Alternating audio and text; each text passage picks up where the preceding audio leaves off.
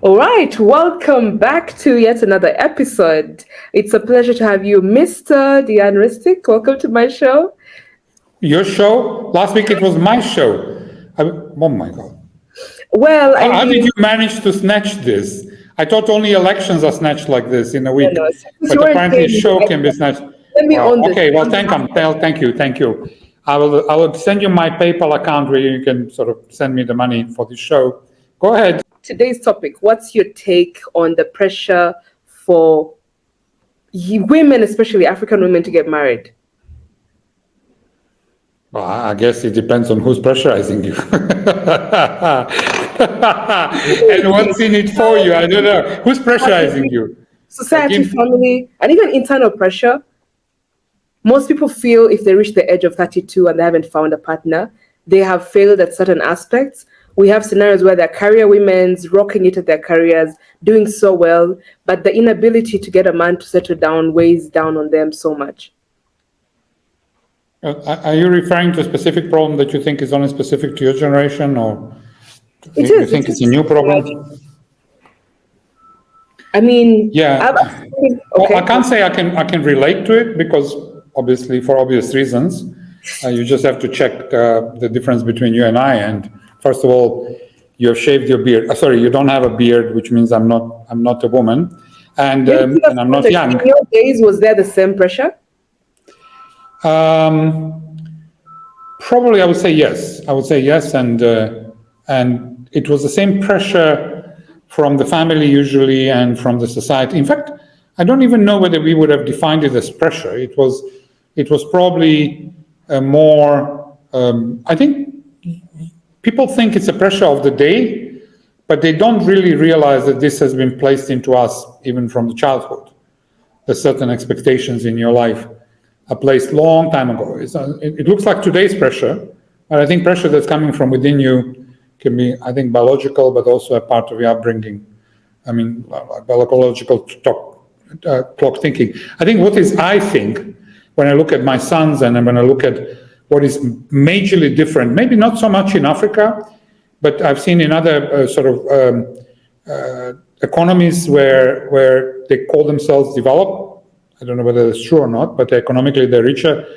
The men do not want to commit, and I think the reason being is that the original concept of where man brings the bread and woman raises the children, first of all, it's not there. So I personally think the deal is worse for women because I don't think that women now go to work and raise children. And do a lot of work. So I don't know whether I would really sort of rush into it because I don't know whether the deal is really that as good as before. And I think men, we are as good as before. What do you mean? Sorry? When you say you don't think the deal is as good as before, what can you clarify on that?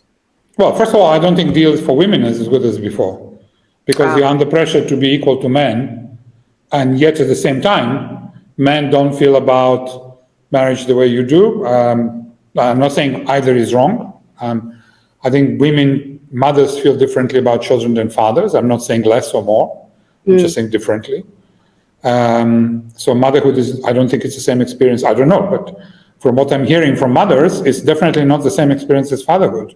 No. So by entering that pressure on you that you have to be both career and with time and with industrialization and everything, I think a job of a mother and a housemaker has become almost like a second grade job. So I don't know whether this is really true. Well, I don't think it's true. I think it's the most important job in life because I think that mothers raise future either morons or geniuses, self-centered idiots or generous saints. I don't know. I think that comes from home, a lot of it. So by declaring mothers not responsible for it, the impact is tremendous because now you have to pay somebody for it. True. Now to pay for somebody for it, you need 2 salaries.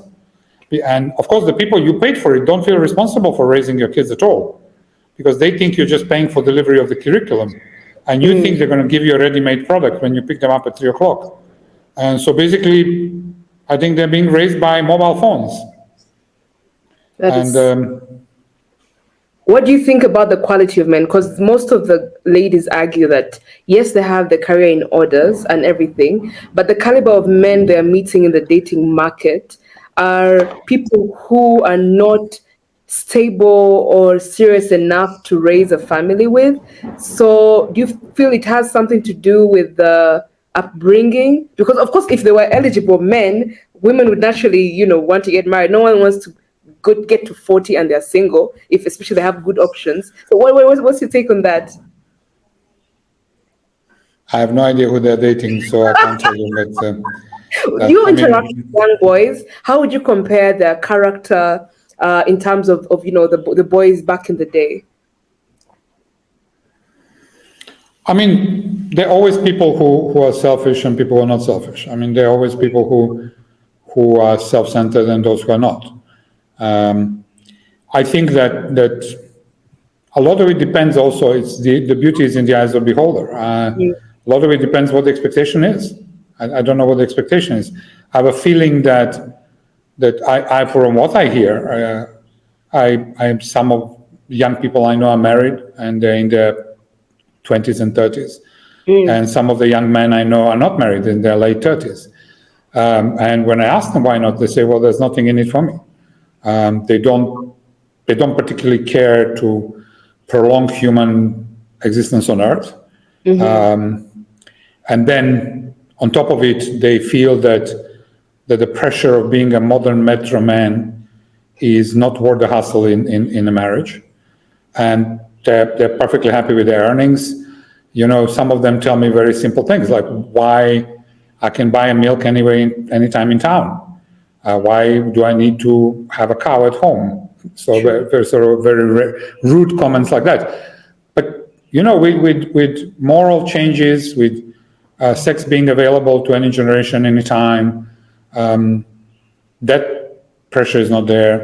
There are laundromats everywhere, so you don't have to have you can hire a maid. So anybody who used to get married, so you can have a free maid, doesn't have to. There are takeaways everywhere. So anybody who used to get married because they can't cook is not there. True. And with modern generation, my generation, we also started teaching our sons to cook and to look after themselves, in hope they will not get married to find a free maid, but a partner. But the outcome is not wasn't that. The outcome is like, well, I don't need anybody. I don't know who they're looking for and what are the expectations they're looking for. I don't know. What are the expectations you're looking for? What are you looking for? I'll tell you whether I came across such people or not. What are you looking for? But loyalty for masculine men who are loyal, who have a responsible head on their shoulders. They have a career going on and they know that family can be a priority, not just clubbing all the time and into alcohol all the time. And good family men. I think those are the top three. God fearing to some who are religious can be a fourth. What does good family man mean? I don't even know what you're talking about because you seem to be borrowing something from previous generation. I just asked, what is your generation looking for? Because it's your generation who is complaining that your generation men are not interested in a deal. Someone who What's the values deal? family, someone who values family, and it's not just about being a sperm donor. You're willing to be there for your children. You're willing to prioritize your wife, and you understand what it takes to raise a family. You went quiet. Ooh, 10 minutes. I have So no idea in what to one. answer to. But what I have to tell you is that my Okay. conclusion on the current situation in urban, and don't take my word for it because I don't qualify to say this. I think urban capitals in Africa have a unique challenge. They have abandoned the traditional African way because most of it was rural and doesn't apply to the life in urban society. And so that there was no traditional urban way in African culture. And because of that, they're now left with choices. And so therefore, I think a lot of people are picking and choosing. They pick up from traditional way, whatever suits good, but they drop whatever doesn't. Traditionally, a man would look after all the children in his compound, even if they're not his own, if they're his brothers and his brother passed away. So there was never any doubt who looks after the children, and there was never a doubt who is supposed to teach these children to do farming or cow herding. But now the concept of having 5 wives is what people like in urban area, because that means 5 girlfriends. But because there's no homestead, there's no responsibility to look after that. So I think the biggest problem here is, to be honest with you, I think is that people have not, they're excusing themselves because they don't want Western culture. They think this is Western culture, but it's not. They don't want to replace urban culture. They're thinking it's African traditional, but it's not. It's an urban culture that exists in every continent. And urban culture and rural culture that exists every continent. You can't take a rural culture and apply in town. Because the people who live in your family do not work for you. So your wife leaves home, she goes to work somewhere else, and that makes you responsible for children. So I think maybe you should be looking more in that. Who is ready to make partnership in terms of business and children and everything else? So I can tell you what I told my daughter. If you can't be friends with him, you'll never be happy in that marriage. So that's a gem right there. Thank you so much. That has been 10 minutes. If you're watching this, please share, like, and subscribe. Till next time. Bye.